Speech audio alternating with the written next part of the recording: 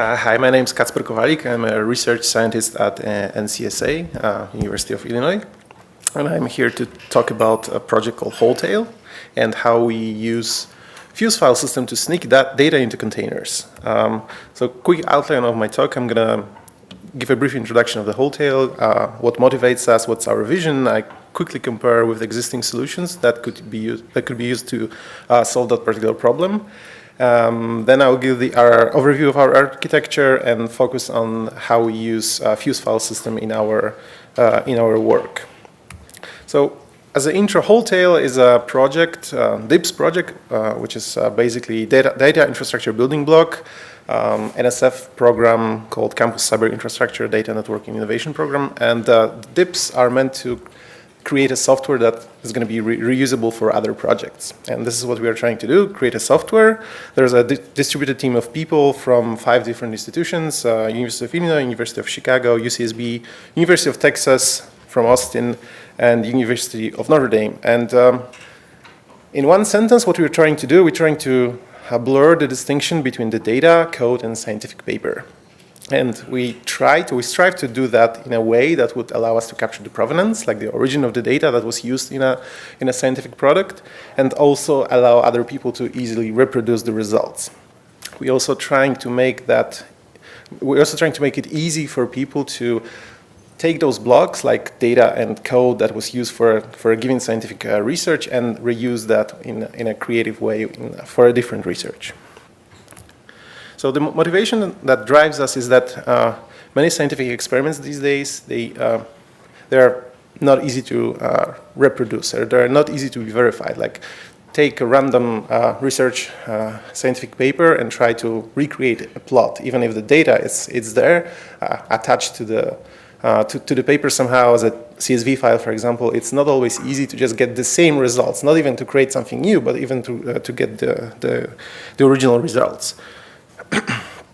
Same goes for the publishers. Like, it's not easy to, if you're working with software and you're working with data, it's not easy to present all of that as a one bundle.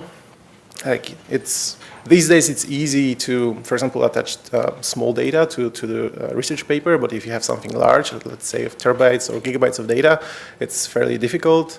There's no easy way to attach the software to a scientific paper. And this is something that we are trying to change, as we see computation and software and data as inseparable components of a research artifacts or research papers. So our vision is that we try to create a new kind of research artifact, that we call a tail, that will try to capture the input, the derived data, all the intermediate data, that will try to capture the software that you use, the software environment that you use to create your results, that will try to capture the whole scientific process, the whole scientific workflow that went into creation of your scientific results.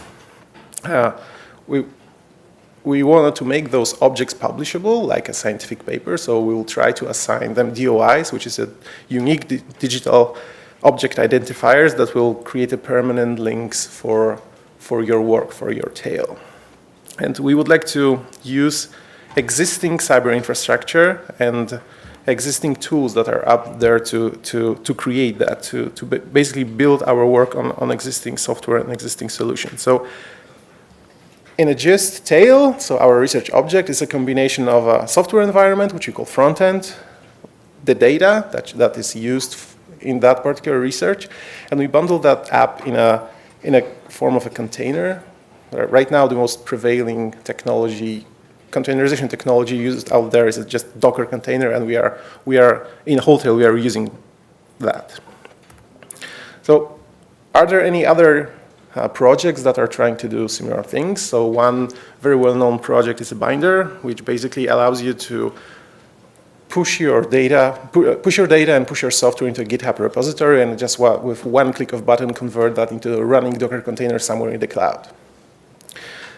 So that's one of the I think most widespread current ways of doing that, like creating GitHub repository, put everything there, and just interface yourself with the binder. One problem that binder has, it's not easy to, at least in my mind, maybe I will today be proved wrong, but in my mind to add a large amount of data.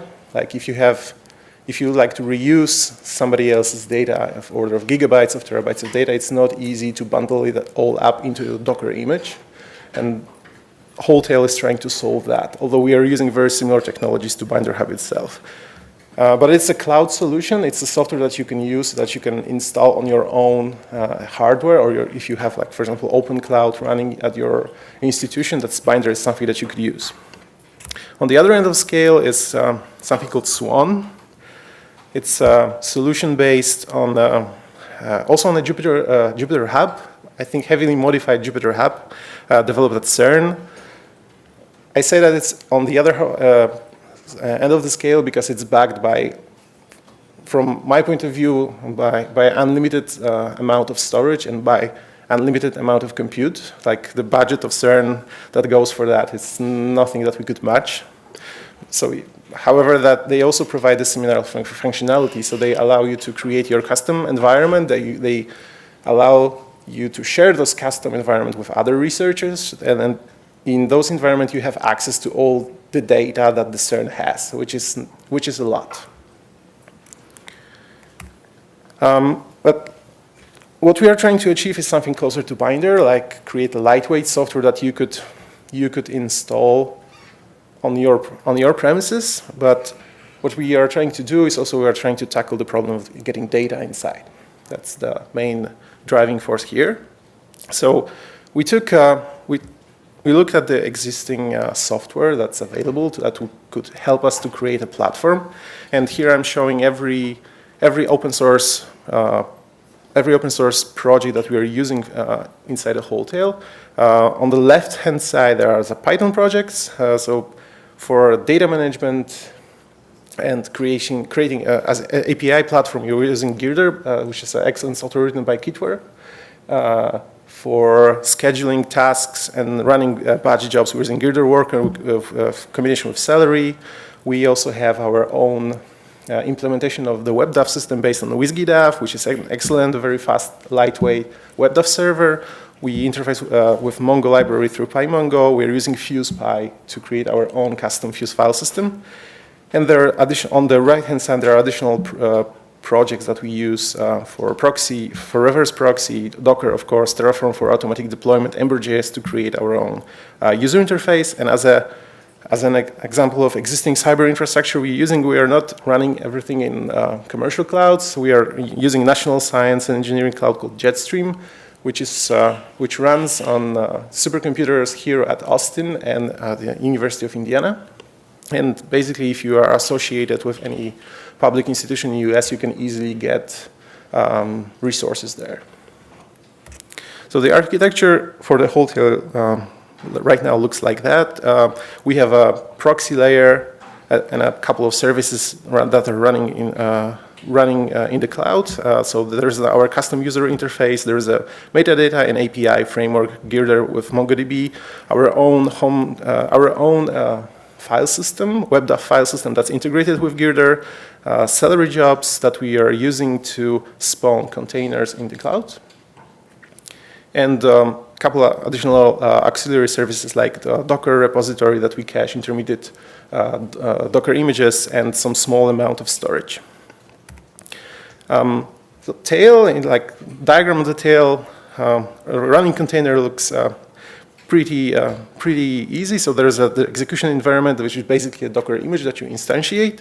And also what's innovative in Wholetail, what we do, it's additional of the file systems that are represented by the Fuse layer. So we have two distinct approaches to getting data into containers. So we distinguish between data that's already published, available somewhere, and it's in a sense non-volatile and it's read-only. It's something that you would use as an input into your scientific process. And we also have a separate file system for working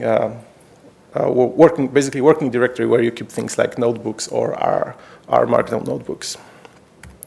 How do we ingest the data into our system? So first of all, we start like we start with the data that's already published somewhere. For example, Data1, which is a federation of repositories related to environmental science. Data1 stands for Data Observation Network for Earth, as far as I remember. So this is the one source of data currently supported by Wholetail. The other one is Globus, or we also support regular HTTP URLs. So what we need initially is only a size of the file that that we will later on use, the location, which is for HTTP resources or Data1 expressed as a normal HTTP URL, and the name of that file. And we store that into our management system, which is based on the Girder platform. And we represent those external files, remote files, through a series of MongoDB objects. So we store only those three features that are important.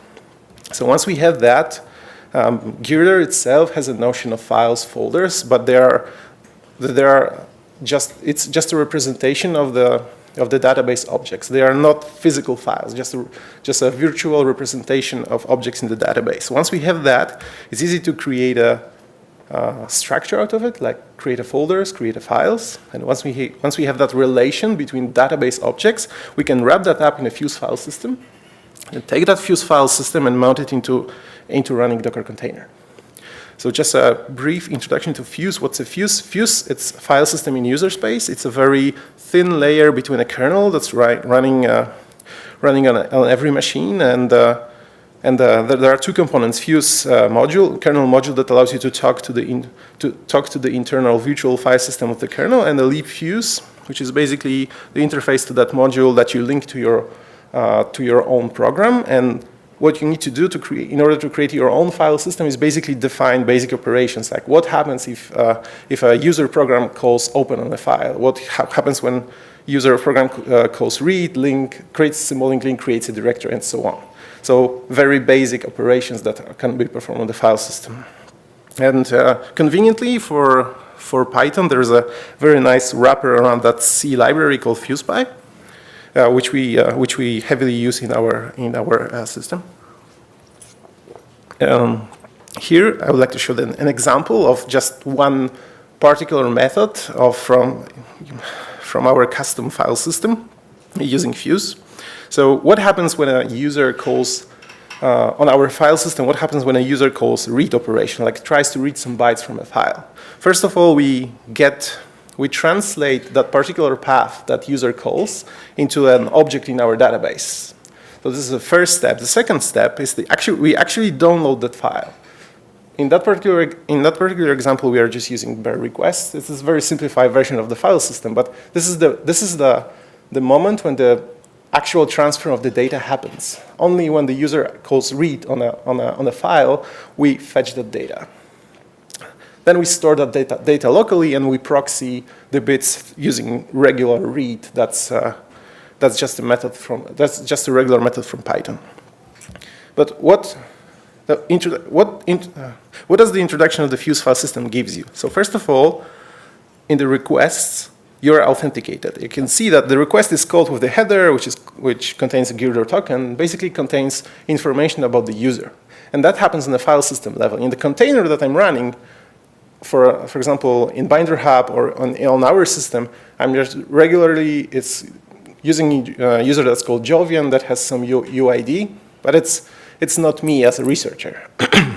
Introduction of the Fuse file system allows me to keep that credential. So when we create a Fuse file system, it's created with the credential of the user, with the entity coming from the outside of the system, and within our containers, we are able to keep that authentication going.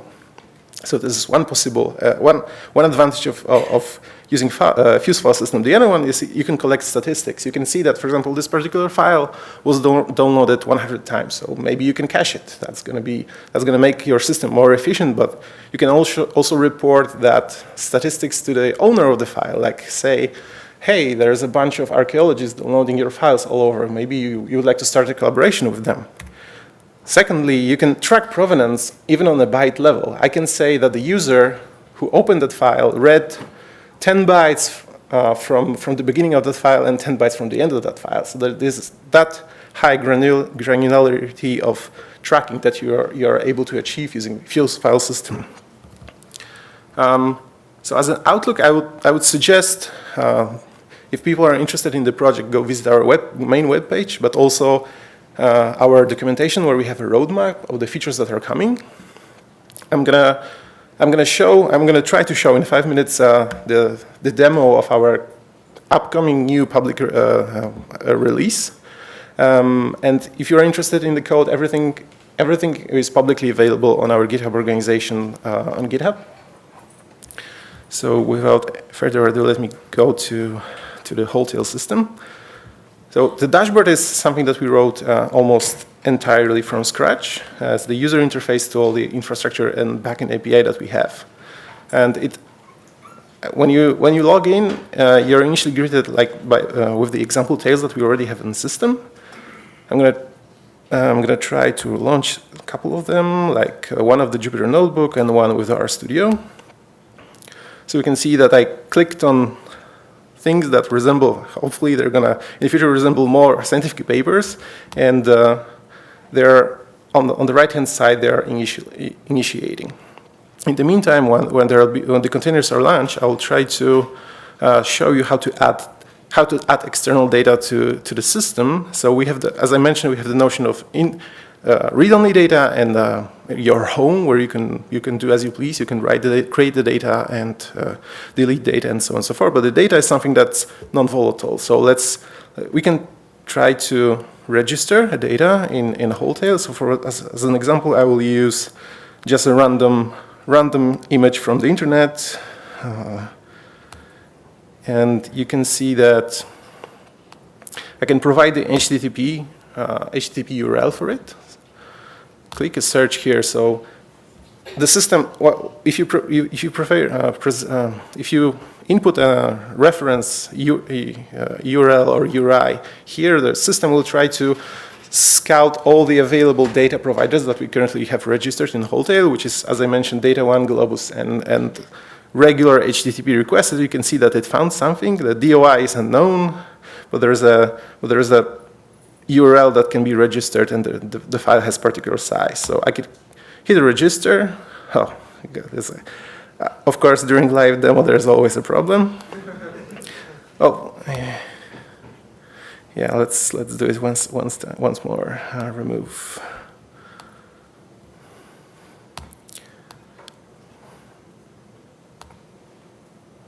Okay, this time it worked.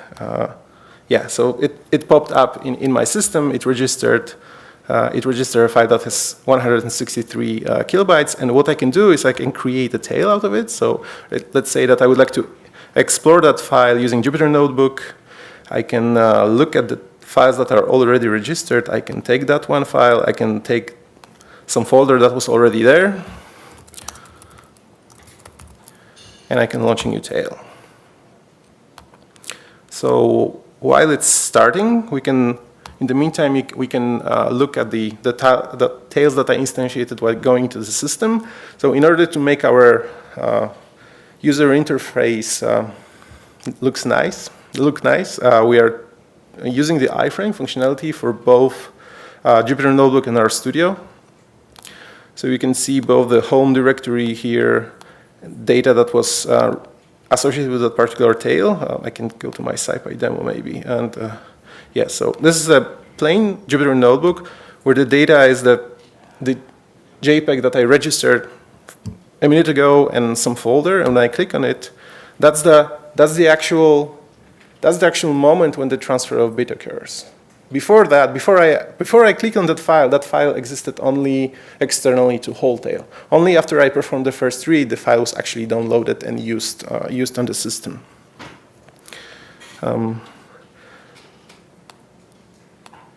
So one other thing, maybe I have still 1 minute that's worth showing, is the home file system that's based on the WsgiDAV, and it's integrated with every tail that you're running, and it's integrated with the user interface that we created.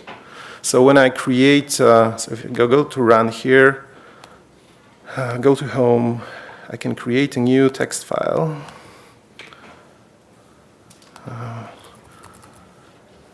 Okay, it's going to be called Untitled. Why not? So it takes a while for WebDAV to synchronize, but you can see that I can go to the RStudio that I launched earlier too. And I can navigate to work, home, and the untitled txt is going to be here. The content is going to be here. The same goes for our user interface for that. And what else I can do? I can just mount that using regular commands on OS X on Linux, and it's going to be also available here on my laptop. And this is a different way of getting data inside a container. I can from here do hello SciPy txt, and after a while the file is going to be synchronized across every container that I'm running.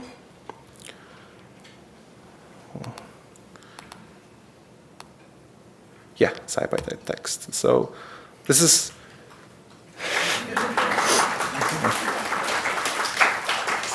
so that distinction. So home is meant for small files. I wouldn't recommend adding, like if you were working on a gigabyte, datasets that are gigabyte of size, adding that through the WebDAV is not the best idea, but like for sharing a notebook from your laptop immediately to the cloud, immediately to the container, that you can test with Jupyter Notebook immediately, you can switch your environment to RStudio, and the content of that home directory is going to stay the same across multiple environments. And for the data that's non-volatile, it's very easy to take the data that's associated with a given tail, like for example this LIGO tutorial, which is basically observation of the colliding black holes. You can take the data associated with that particular tail. Maybe you don't like Jupyter Notebook, you like something else. You can take that data, plug into a different environment. I think I would like to end with that.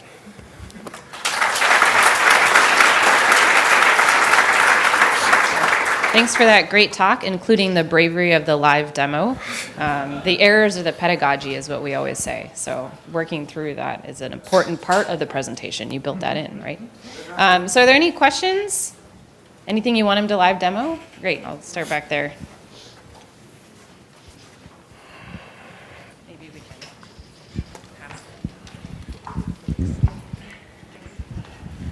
pass. Thanks for the great talk. I was wondering if you can also launch applications such as dashboards using your infrastructure?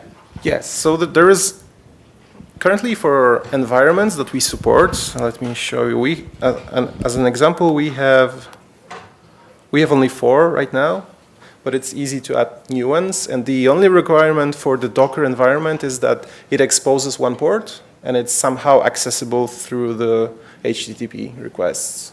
It doesn't even have to support iframes. If it doesn't support iframes, the tails, you would just be transferred to a new tab.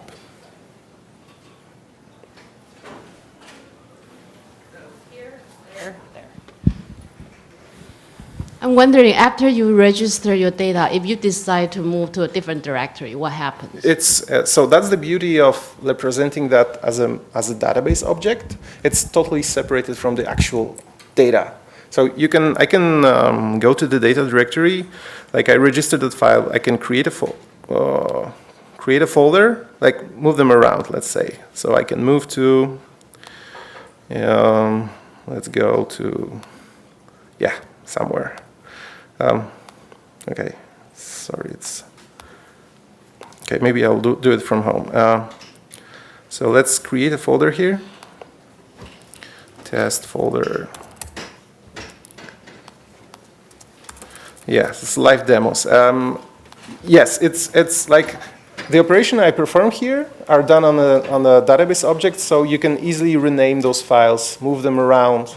They are not touching the physical bits of data. So once you do that, it's okay. You can reuse it elsewhere. So what we are currently missing is the ability to create actual permanent research artifacts, like export those tails outside of the system and make them immutable. Like imagine that you're creating a tale with your Jupyter notebook, with your data, there's some narrative there.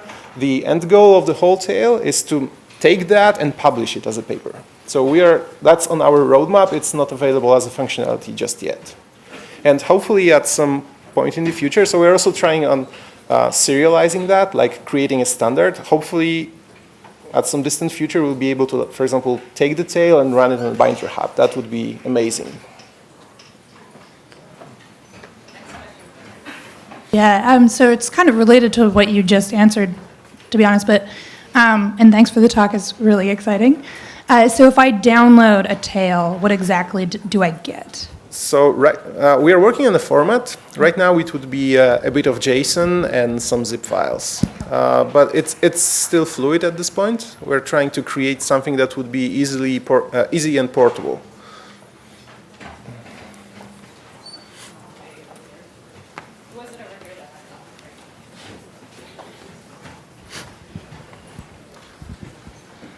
You briefly mentioned caching. Is there support for staging data locally from external archives so you don't have to do like an HTTP request every time you work with it? Yes, so right now we have two levels of cache. One on the server that basically has a slightly larger storage attached and serves the data internally to all the containers, and there's also caching happening on the container level itself. And we also plan for big data sets, especially that are going to use Globus. Globus facilitates Globus makes that very easy to you can request the data, it's going to be transferred, and then you'll be notified about that, and you can comfortably work with the data itself. Hi, Kacper. Hi. So since this is all about reproducibility and everything, I was wondering if you were considering adding an API feature to the virtual files that included a checksum so that you could actually be sure that the file that you're getting when you download it is the file or the part of the file that you're downloading that you're getting. I mean, I know there's complications for reading parts of files there, but is that on the horizon? Yeah. It's again, with Globus, I think it comes out of the box. Kyle can confirm. With raw HTTP, we don't have that functionality yet, but certainly that's something that we could do.